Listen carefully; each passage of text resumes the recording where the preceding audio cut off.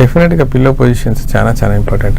యాక్చువల్గా supine position అంటే పడుకునే పొజిషన్లో ఆల్ ఓవర్ ద వరల్డ్లో ప్రాపర్గా పడుకునే వాళ్ళ కంట్రీ ఏదైనా ఉందంటే జపాన్ కానీ south Asian countries especially Korean countries వాళ్ళు పడుకునే పోస్చరే పర్ఫెక్ట్ పోస్చర్. వాళ్ళు యాక్చువల్గా బల్లపరపు మీద కానీ లేకుంటే కింద పడుకోవడం కానీ మ్యాట్ వేసుకొని పిల్లో లాగా ఇంతే వాడతారు. మన దగ్గర పిల్లో సైజులే పెరుగుతుంటాయి. మీకు ఎంత అది కూడా ఎందుకు ఎంతగా పెట్టుకుంటున్నారంటే మీరు మళ్ళీ మొబైల్ చూడాలిగా నైట్ పడుకునేటప్పుడు ఆ స్టేజెస్ పెట్టుకున్నప్పుడు ఆటోమేటిక్గా మీ పడుకునే పోస్చర్ కాస్త లెఫ్ట్ అయిపోతుంది. అంటే ఒక 15 డిగ్రీ యాంగిల్లో పడుకోవాల్సిన తల మీకు 35 to 45 డిగ్రీ యాంగిల్లో అది కంటిన్యూగా పడుకుంటున్నట్లయితే బెడ్ మీద కనీసం మీరు 7 to 8 అవర్స్ మీరు స్పెండ్ చేస్తారు. సో 7 to 8 అవర్స్ మీకు డైలీ అది ఆ పొజిషన్ ఉంటుంది.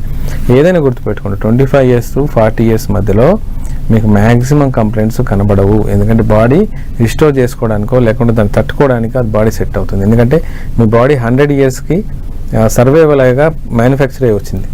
అది 40 years వరకు మీకు పెద్ద లక్షణాలు చూపించదు. ఎప్పుడైతే 40 దాటుతుందో మీకు లక్షణాలు కనబడతాయి.